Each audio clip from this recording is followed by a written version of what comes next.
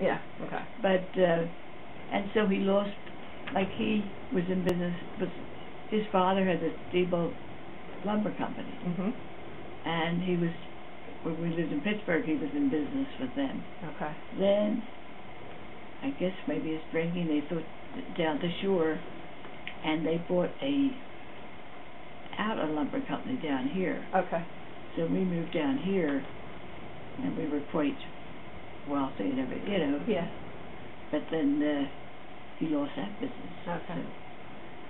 So that was a sad part. I guess that was a big influence on you too. That you yeah. could see how easily you could lose. Oh, sure. Yeah. Yeah. Right. And how did that affect Nana, our Nana, your mother? I often thought, that was she never complained, but that was hard on Mother. You know? No, not knowing, because I know, like, when Daddy wasn't working, the Debo Lumber Company would send him checks, like every month, but they sent them to Dad. And Mother saw very little of it, so then I know she called up, in Pittsburgh, and then she got the checks.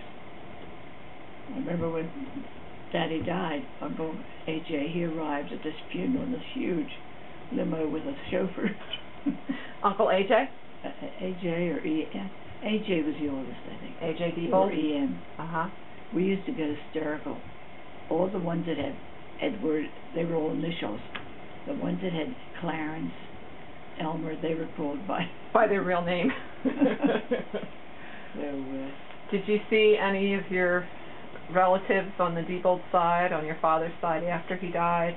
No, not after we moved down here. Okay. But, and I remember you once saying that you and Aunt Dorothy, when you graduated from high school, really had to go to work to help Nana and your brother. FX was young. Yeah, we definitely. When we went to work, I can't remember, but I maybe kept just a couple dollars of my money and just turned the rest over to Mother.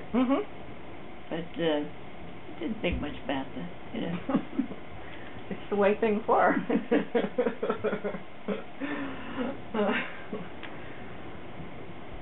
Well, I think Frank asked a lot of questions already. I think one of the things that's always amazed me is, like Frank said, how even you have been and how fair and loving you've been with all of us. Well, I hope so.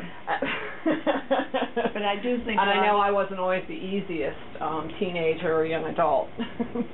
That's the middle child syndrome, probably.